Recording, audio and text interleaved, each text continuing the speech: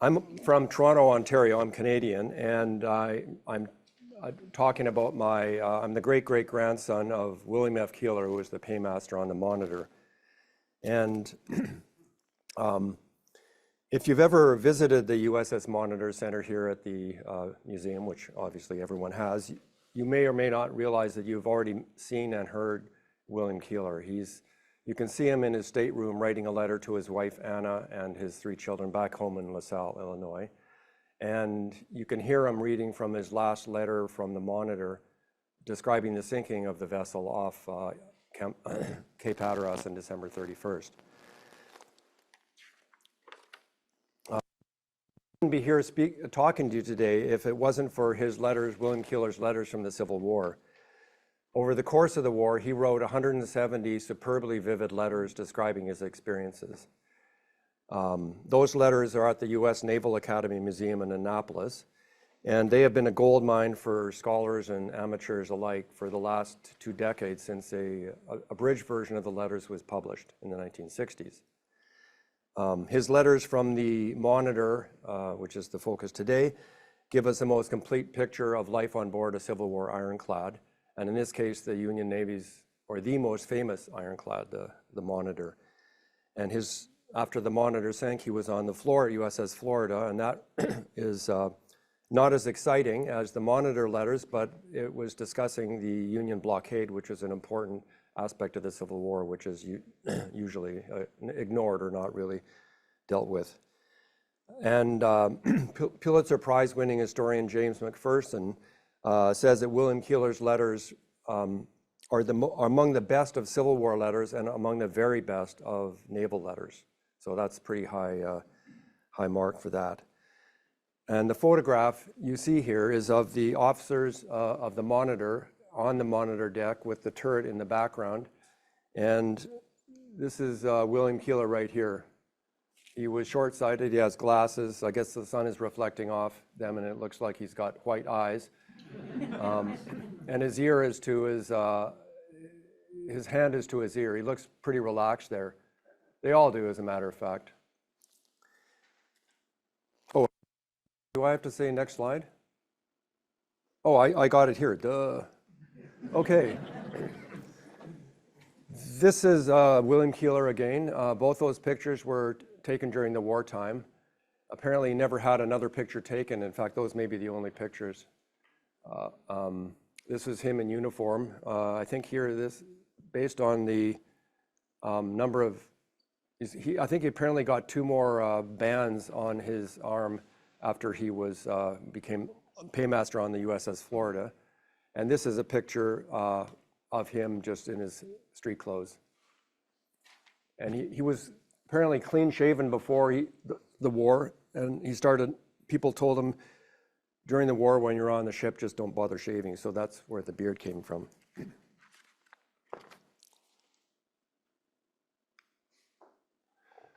So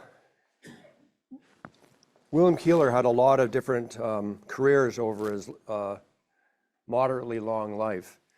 And I'm just going to talk here about his life and what he did. So William Keeler was born on June 9th, 1821, above his father's dry goods store at 398 Pearl Street in Manhattan. 2 years later, they moved across the East River to Brooklyn, where they lived until he was 13 years old.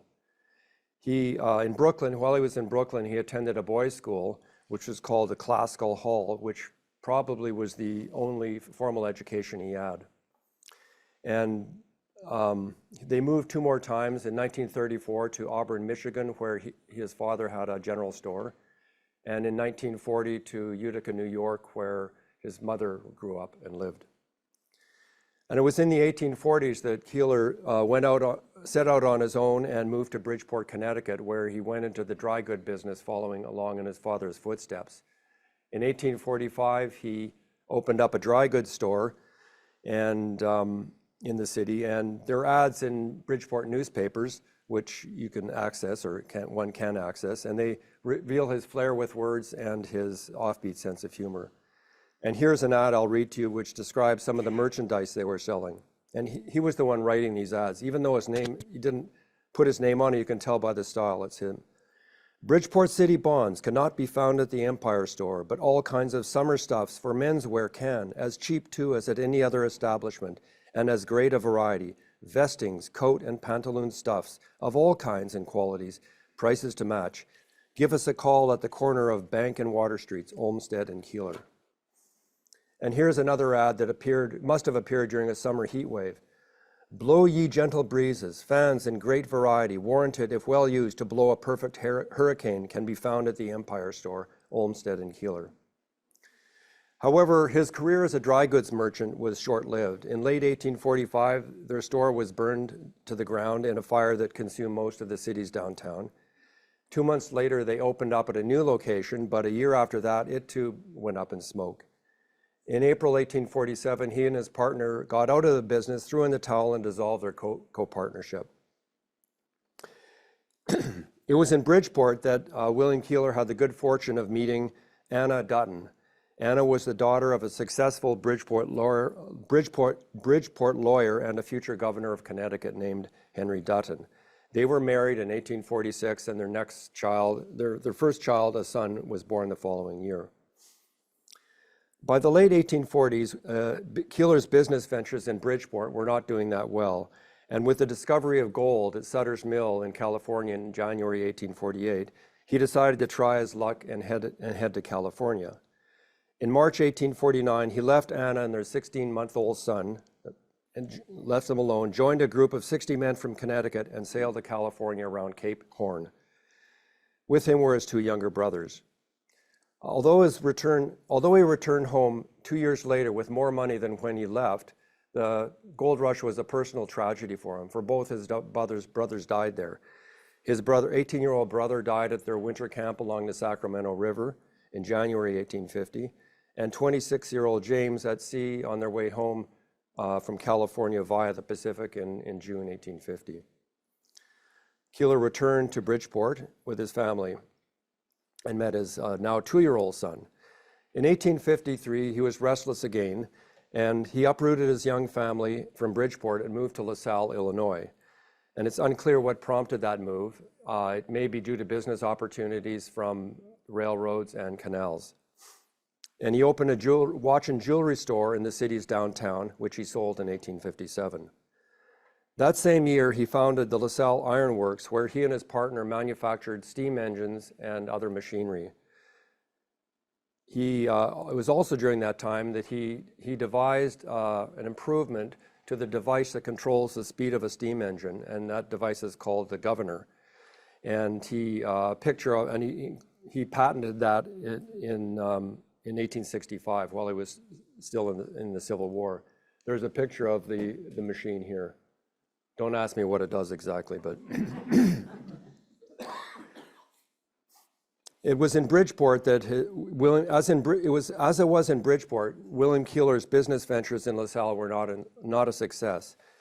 This time it was not from fire, but from the economic depression of 1857, which slowed business down to a standstill in LaSalle. However, the Confederate bombardment of Fort Sumter in April 1861 provided him with the change he needed. With the aid of his Republican Congressman, Owen Lovejoy, he obtained a commission in the United States Navy, and in December 1861, he was appointed acting assistant paymaster and clerk. 3 weeks later, he headed to the New York Navy Yard in Brooklyn. However, shortly after arriving in New York, he paid a visit to Anna's, his wife's parents, in nearby New Haven. Anna's mother described that letter in a visit to her 23-year-old son, who was also off to war. His name was Melzar Dutton, and sadly, he was killed 7 months later at the Battle of Cedar Mountain. And this is what Anna's mother wrote concerning a visit by William Keeler. We were quite surprised yesterday at finding William Keeler in our parlor. He appeared very well. He felt sad, of course, at leaving his family, but he says all kinds of business is very dull in LaSalle. He thinks he has got one of the most amiable and best of wives. He said she felt badly to have him go, but with her characteristic good sense, she went to work to get him ready. She has had the trial before when he went to California. Well, that says a lot. William Keeler was assigned to the Monitor in January 1862 and served on her until the vessel sank on December 31st. Following that, he served on the blockading vessel USS Florida until November 1865, and he was honorably discharged in April 1866. After the war, the Keelers remained in LaSalle until 1870, when they moved to Mayport, Florida, and it's a tiny village, and there he worked as an inspector of customs, and later as an orange grower and a newspaper correspondent. And he died there on February 27th, 1886, at age 65. He wasn't that old. In the next few slides, I'm going to tell you about several important events in the life of the Monitor, in the history of the Monitor, and about some of the men who played a part in that history, and as seen, of course, through the eyes of William Keeler.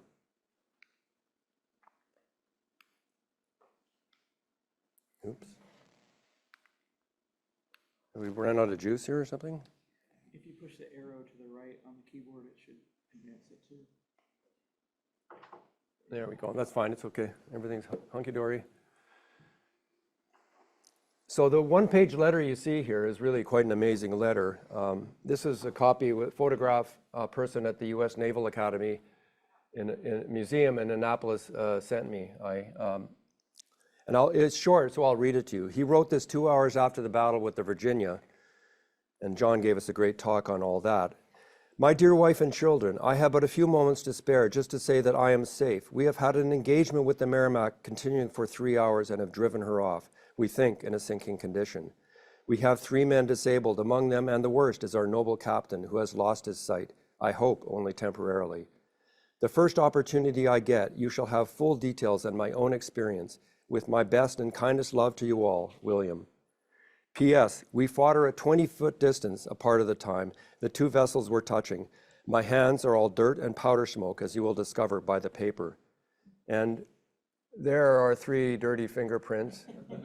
There's one over there, I can't see it, somewhere over here, and there's a smudge mark. That's all the crap that got on his hands. That's when he was in the pilot house, I guess, when the shell exploded. So his letter explaining all the details, describing everything, he started on March 6th, which is 3 days before the battle, but he completed it and mailed it off 3 weeks later.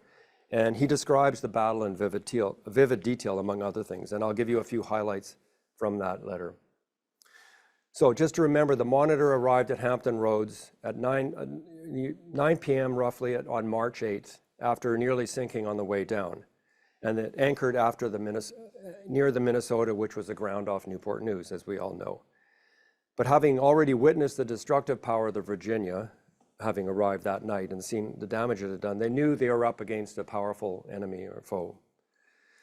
In this passage I'll be reading shortly, he describes the tense moments before the Virginia had seen the Monitor and the Virginia was steaming over slowly to finish off the Minnesota.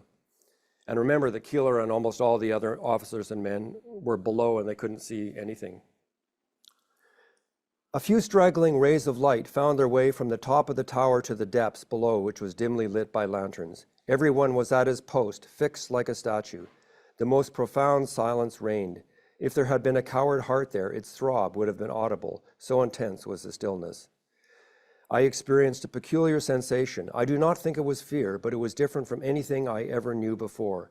We were enclosed in what we supposed to be an impenetrable armor. We knew that a powerful foe was about to meet us. Ours was an untried experiment, and our enemy's first fire might make it a coffin for us all.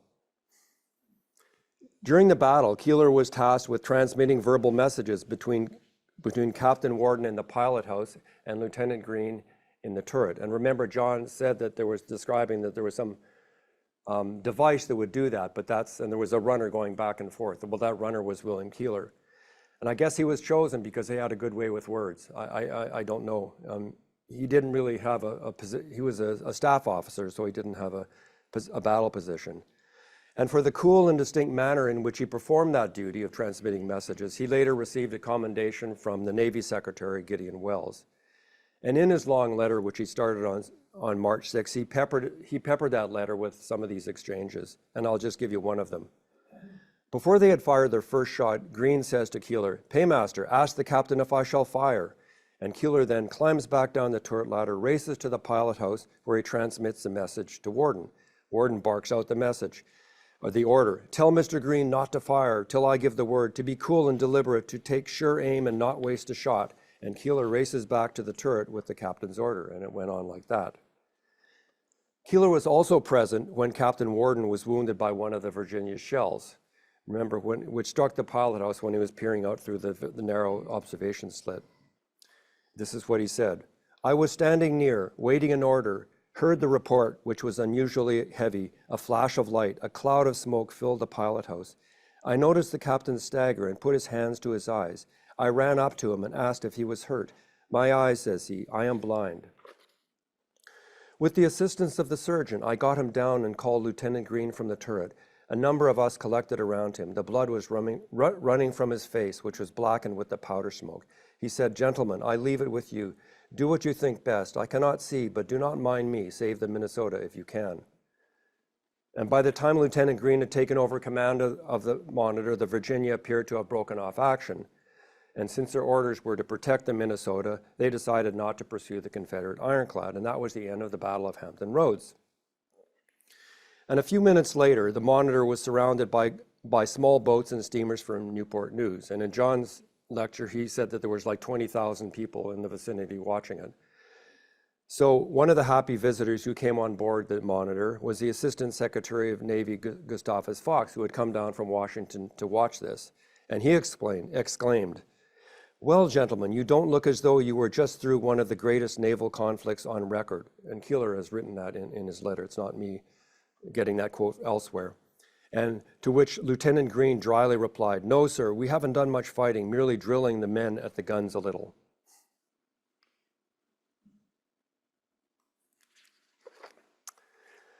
Lieutenant Samuel Green. It was an enormous responsibility placed on the shoulders of the 22-year-old Lieutenant Samuel Green when Worden handed over command of the Monitor to him on March 9, 1862. As William Keeler stated many years later in a letter, it seemed that at the time as if the fate of the nation depended on the outcome of the battle. However, as soon as the smoke of battle cleared from Hampton Roads, questions arose as to why the Monitor had not vanquished her foe. And since Worden had never wrote an official report of the battle, blame fell squarely on the lap of Green, who was accused of cowardice for breaking off the fight. Criticism of Green continued off and on for the next 2 decades, with some of the worst coming from the pen of John Erickson, the inventor of the Monitor, who stated that Green was a, quote, miserable executive officer who, in place of jumping into the pilot house when Worden was blinded, ran away with his impregnable vessel, unquote. Although Green defended himself in an article for the Century Illustrated magazine, which was published posthumously in 1885, the damage to his psyche was too deep, and he killed himself with a bullet to the head at Portsmouth Navy Yard in December 1884, soon after preparing his article.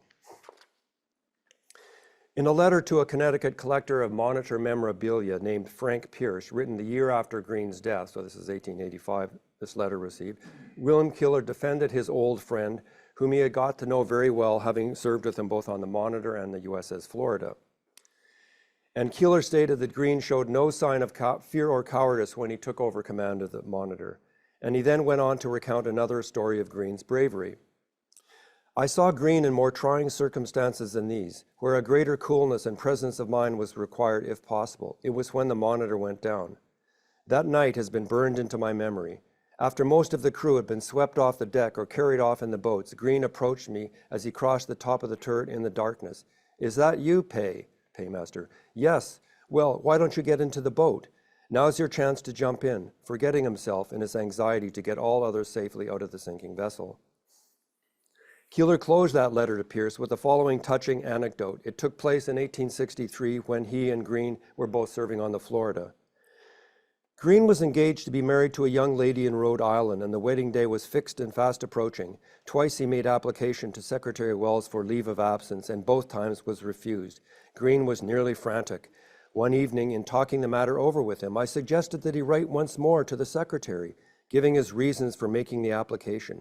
He did so, and the next mail brought a document detaching him from the vessel and granting him a short leave of absence.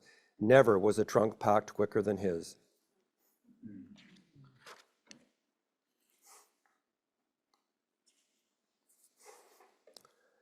Abraham Lincoln made an impromptu visit to Hampton Roads in early May 1862. The purpose of his visit was to prod his slow-moving general, George McClellan, to get a move on and hurry his army's advance up the Virginia Peninsula. Joining Lincoln was his Treasury Secretary, Salmon Chase, and War Secretary, Edwin Stanton. However, Lincoln was already well acquainted with the Monitor before he visited Hampton Roads. He'd seen a scale model of it the year before and heard a first-hand account of the battle with the Virginia by someone who was there. Being the only American president to have a patent, Lincoln had always been fascinated with gadgets and new technologies. So back in September 1861, when wealthy entrepreneur Cornelius Bushnell proposed a meeting at the White House to discuss a novel design for an ironclad floating battery, Lincoln happily agreed. And when shown the scale model of what would soon become the Florida, Lincoln was greatly impressed, commenting in his folksy way that, like the girl who struck her foot in the stocking, it strikes me there is something in it. Lincoln's second encounter with the Monitor, and I use the word encounter loosely, was shortly after the Battle of Hampton Roads, when he visited the Monitor's wounded captain, John Worden, who was convalescing at a friend's house in Washington not far from the White House. Lincoln climbed the stairs to the second floor and found Worden stretched out on a bed, his bandaged face swollen and blackened with burns. Worden apologized for not being able to sit up, but Lincoln replied, "No, sir, you have done me and your country honor," and sat down at the edge of the bed and asked Worden to tell him all about the battle. Lincoln and his party arrived at Hampton Roads on May 6, 1862. They visited the Monitor the next day. Here's Keeler's description of Lincoln's demeanor when the boat carrying the president approached the Monitor. Mr. Lincoln had a sad, careworn, and anxious look in strong contrast with the gay cortege by which he was surrounded. As the boat which brought the party came along, every eye sought the Monitor but his own. He stood with his face averted, as if to hide some disagreeable sight. When he turned to us, I could see his lip quiver and his frame tremble with strong emotion, and imagine that the terrible drama in these waters of the 8th and 9th of March was passing in review before him. After coming on board the Monitor, Lincoln was introduced to all the officers. When Keeler's turn came up, he was presented as being from Lincoln State, Illinois, which Keeler proudly stated pleased the president. Lincoln was then given a tour of the vessel, which Keeler describes as follows. He examined everything about the vessel with care, manifesting great interest, his remarks evidently showing that he had carefully studied what he thought to be our weak points and that he was well acquainted with all the mechanical details of our construction.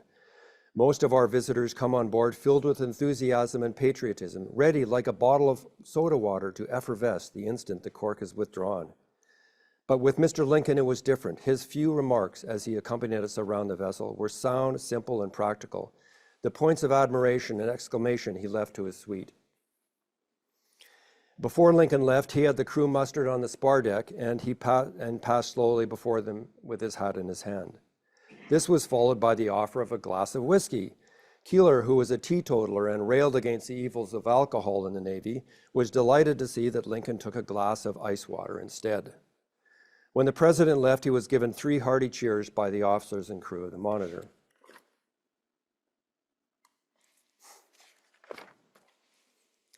I'd now like to tell you about a remarkable man who served on the Monitor. His name is Sia Hullet, or Sia Carter, as Keeler christened him on the Monitor's muster rolls. In this photograph of the crew taken in July 9, 1862, off Harrison's Landing, he is the one sitting crouched at the front right here. But to tell his story, I must first backtrack just a little bit. So we were talking about President Lincoln. Well, his trip to Hampton Roads, according to Keeler, stirred up dry bones, as William Keeler described in one of his letters. It hastened the Confederate evacuation of Norfolk and the ensuing destruction of the Virginia on May 11th. And thinking that Richmond could be taken by water, Lincoln urged Flag Officer Lewis Goldsborough to send the Monitor and 4 gunboats up the James River with orders to destroy all the Confederate works along the way and shell the capital into surrender.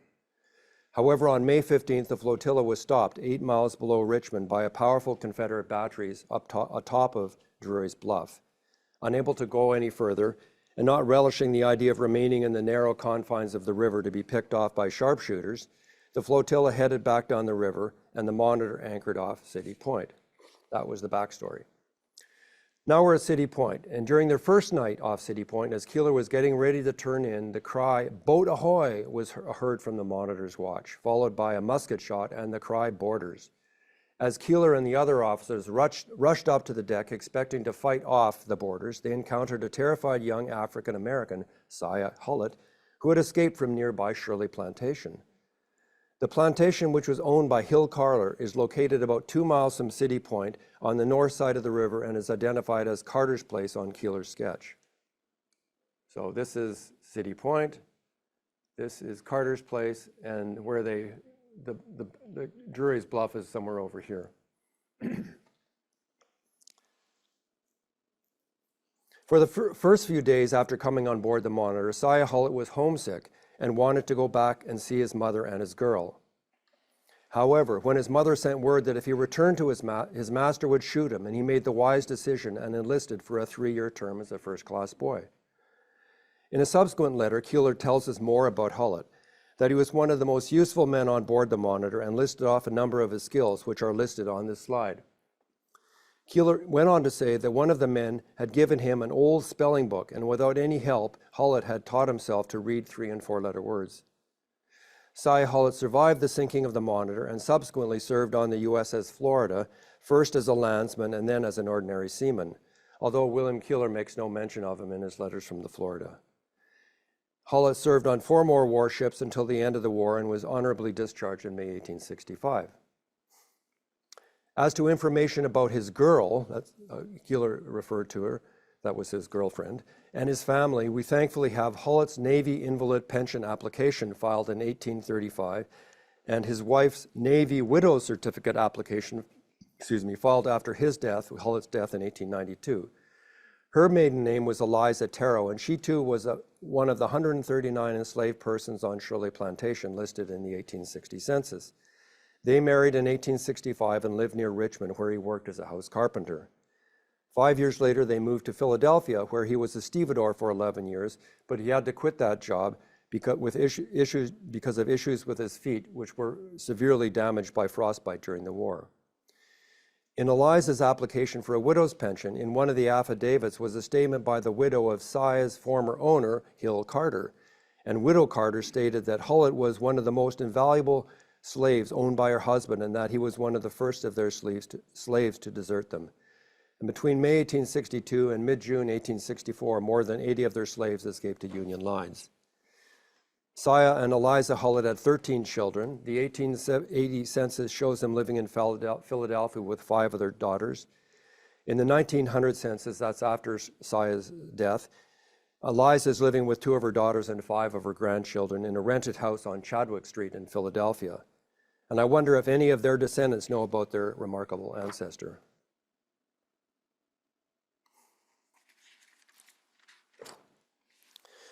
As we all know, the USS Monitor sank in a violent storm off Cape Hatteras on December 31st, 1862. It happened while the vessel was being towed south for an ironclad attack on Charleston, South Carolina. When William Keeler returned to Fort Monroe, soon after the rescue, he notified Anna of his arrival in this short note dated January 4th, 1863. The telegraph has probably informed you before this of the loss of the Monitor and also of my safety. My escape was a very narrow one. My personal effects at this time may be summed up thus: 1 pair of pants, 1 pair of stockings, 1 shirt. In fact, I lost everything but the few clothes I kept on, most of them having been thrown off for a swim. I have been through a night of horrors that would have appalled the stoutest heart. In his long letter to Anna, dated January 6, he gives us the details of his night of horrors. He opened that letter with these powerful words: "Another chapter has been added to my eventful life. The Monitor is no more. What the fire of the enemy failed to do, the elements have accomplished." They left Hampton Roads at 2 p.m. on December 29th in tow of the sidewheel steamer Rhode Island. Everything passed quietly and pleasantly that afternoon and evening. However, the next morning the weather began to turn and the wind picked up, making it impossible to stand on deck without being swept off. And from the safety of the turret, the men amused themselves for several hours in the afternoon, watching a pair of large sharks gliding along beside them in anticipation of a feast should someone inadvertently fall into the water. According to Keeler, dinner and early evening passed as follows. At 5:00 p.m., we sat down to dinner, everyone cheerful and happy, and though the sea was rolling and foaming over our heads, the laugh and jest passed freely around, all rejoicing that at last our monotonous, inactive life had ended and the gallant little Monitor would soon add fresh laurels to her name. It was dark when I returned to the top of the turret. We were now off Hatteras, the Cape Horn of the Atlantic coast. The wind was blowing violently. The heavy seas that rolled over our bows, dashing against the pilot house and surging aft, would strike the solid turret with a force to make it tremble, sending off on either side a boiling, foaming torrent of water. Unlike their nearly disastrous trip from New York to Hampton Roads on March 6, where they nearly foundered, this time the Monitor was going head into the waves instead of parallel to them. And this resulted in a lot of pounding action, which caused the upper deck and the lower hull to separate. Word soon came from the engine room that the pumps were no longer able to deal with the huge amount of water coming in. By 9 p.m., the water was a foot deep in the engine room. An hour later, it had reached the furnaces and extinguished the fire, sealing the fate of the Monitor. By this time, Captain Bankhead had signaled the Rhode Island that they were sinking. While the rescue boats were slowly making their way across towards the Monitor, Keeler went below to try to retrieve his account books, which he describes as follows. I passed down the turret ladder, felt my way around the guns, and making a misstep, fell from the top of the berth deck ladder to the deck below. A dim lantern, swinging to and fro with the motion of the vessel, just served to make the nearest objects visible in the thick darkness, rendered more dense, if possible, by the steam, heat, and gas. I passed across this deck, down into the wardroom, where I found the water nearly to my waist and swashing from side to side with the roll of the ship, and groped my way through the narrow, crooked passage into my stateroom. It was a darkness that could be felt. After collecting his books, he realized that to carry them back across the windswept deck would risk his life. So he then tried saving the government greenbacks, which were in the safe, which was entirely submerged, but he was unable to insert the key into the lock. So unsuccessful in his attempts to get the account books or the money, he returned to the turret empty-handed. But his night of horrors didn't end there. So by then, the rescue boats had started to arrive. As Keeler was crossing the deck to get into one of those boats, he was swept into the sea by a wave that carried him a dozen yards away from the vessel, but was saved from certain death by another wave that swept him back to safety, and he was hauled into one of the rescue boats. At 1 a.m. on December 31st, the Monitor slipped below the waves. 4 officers and 12 crew members were lost.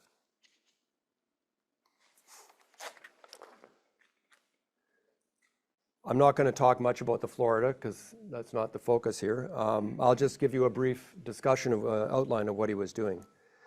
In January 1863, William Keeler was ordered to the side wheel steamer USS Florida, which was being refitted at the New York Navy Yard in Brooklyn.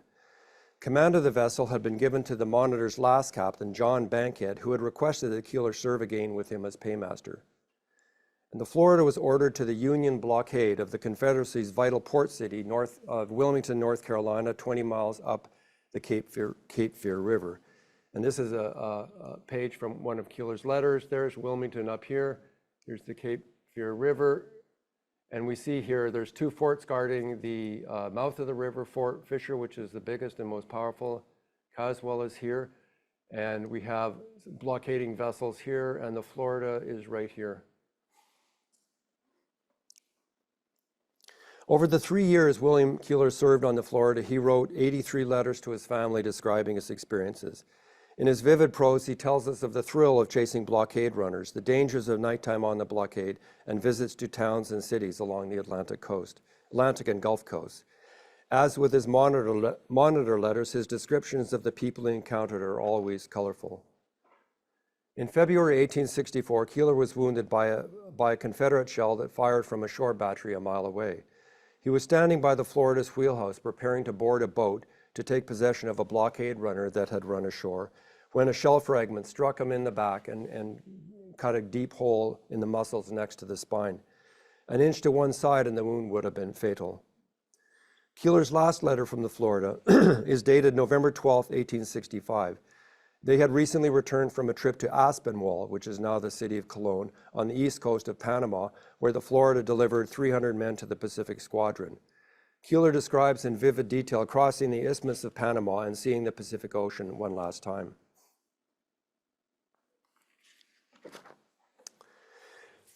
After the Civil War, as I said earlier, the Keelers remained in LaSalle for 5 more years.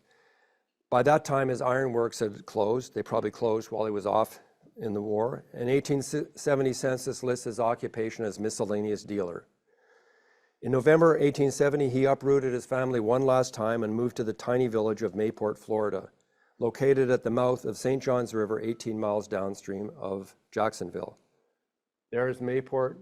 There is the mouth of the St. John's River, and Jacksonville would be up here somewhere. Keeler built a 2-story house a mile east of Mayport and named it Thalassa after the Greek goddess of the sea. And I think this map, I think, is dated 1917. I think there was a naval base built here, but I think this was all excavated out. I believe his house was over about here, due east. So his house would be was dug out and underwater. While he was in Mayport, he served as a deputy collector of customs and on occasion inspector of elections. And for some unknown reason, he referred to himself as Major. In 1878, he started keeping a journal in which he reported on work done on their house, in his shop, and tending his orange groves, the latter being his primary occupation. The peak yield was in 1884 with over 6,000 fruit.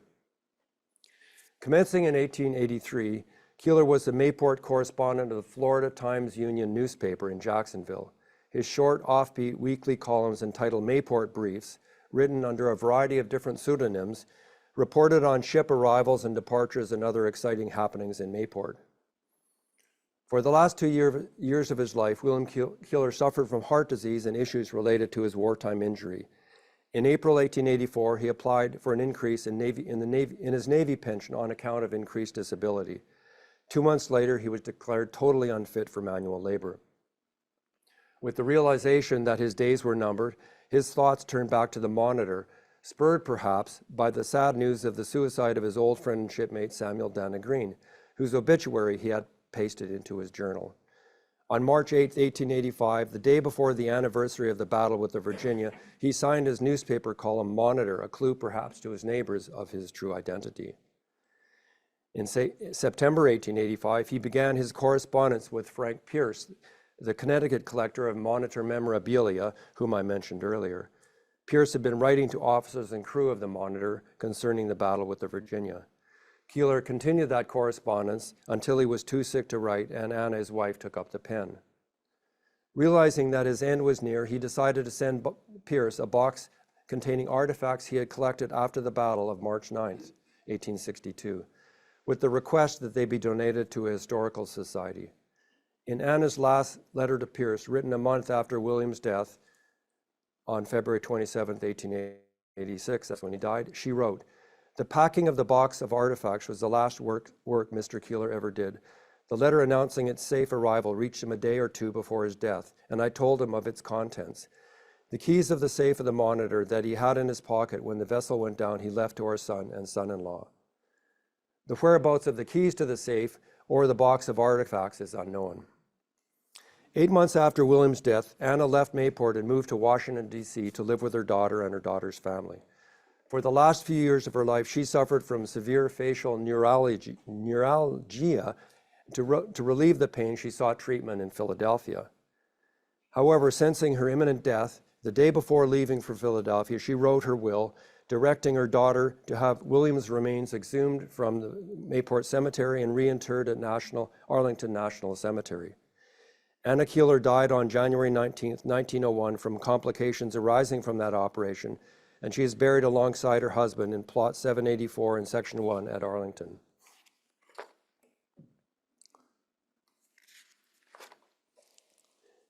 An abridged version of William Keeler's letters from the USS Monitor and the USS Florida was published in 2 volumes in the 1960s by the U.S. Naval Institute and edited by Naval Academy professor Robert W. Daly. However, since Daly's focus on the main focus was on the naval aspects of the letter, he omitted approximately 40% of the content of the original letters. In possession of a complete set of photocopies of the original letters given to my grandmother by the Naval Institute in the 1960s, I decided to compare them to the abridged versions in Daly's books. I found the original letters to be far more compelling. Not only did they read much more smoothly, but they also included personal matters that Daly had omitted. I reached out to several Civil War historians for their thoughts about my idea of publishing an unabridged version of his letters. And one of those historians was Pulitzer-prize-winning historian James McPherson, who said it was an excellent idea and wished me Godspeed in this important enterprise. Armed with comments like that, I set out transcribing the original letters and expanding upon the limited biography of William Keeler that is given in Daly's books. The book is self-published. It is entitled Ink, Dirt, and Powder Smoke, The Civil War Letters of William F. Keeler, Paymaster on the USS Monitor. The book includes an in-depth biography of William Keeler, short biographical sketches of many of the people mentioned in his letters, introductions to the different sections of the book so that the reader can better follow along, a comprehensive index, as well as many of the photos from Keeler's letter book. That's it. Thank you for listening.